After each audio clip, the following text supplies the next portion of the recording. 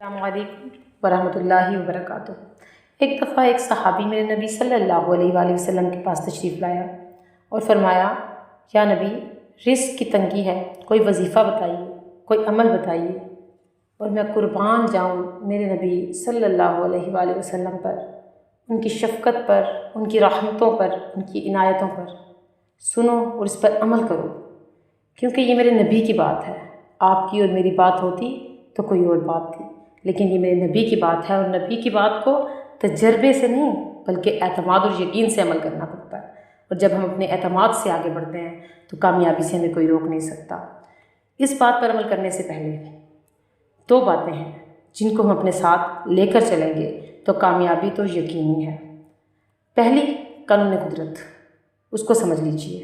دوسرا، میرے امام علی رضی اللہ عنہ کا قول۔ ان دونوں کو بتانے کے بعد میں آپ کو بتاؤں گی کہ حدیث میں میرے نبی نے کیا فرمایا۔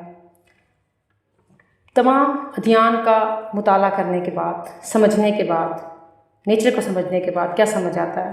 ہر دین میں ہے کہ بانٹو تو بڑھ جائے گا۔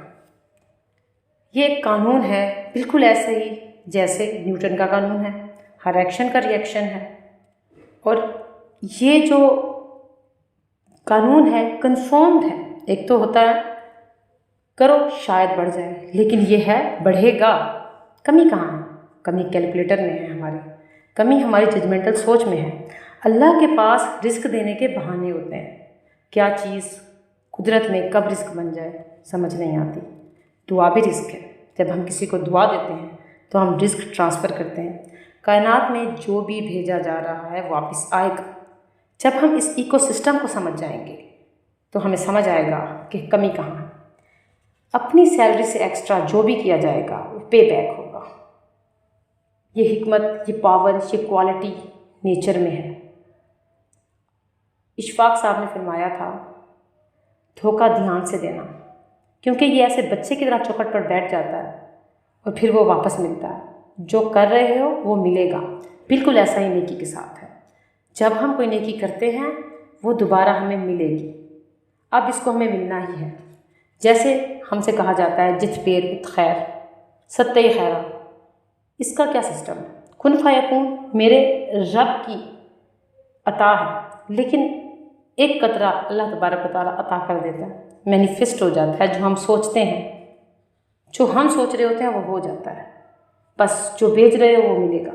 روٹی ہو، پیسہ، رزق، اختیار، طاقت، معرفت، علم، اور سب سے مین بات، کسی مسکین کا ہاتھ پکڑ لو، تمہاری رزق میں وسعت کر دی جائے گی۔ مسکین کون ہے؟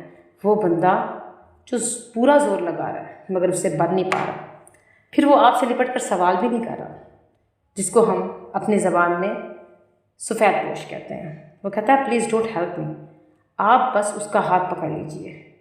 ہم میں کوئی بھی مسکین ہو سکتا ہے، ایک ٹائم پہ ہم بھی مسکین تھے۔ مسکین کا ہاتھ پکڑ لو، واپس ملے گا۔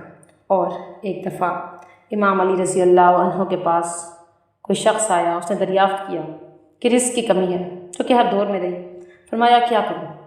حضرت علی رضی اللہ عنہ نے فرمایا اپنے گھر کی چھتوں پر 2 برتن رکھ لو، ایک میں پانی اور دوسرے میں کھانا ڈال دو۔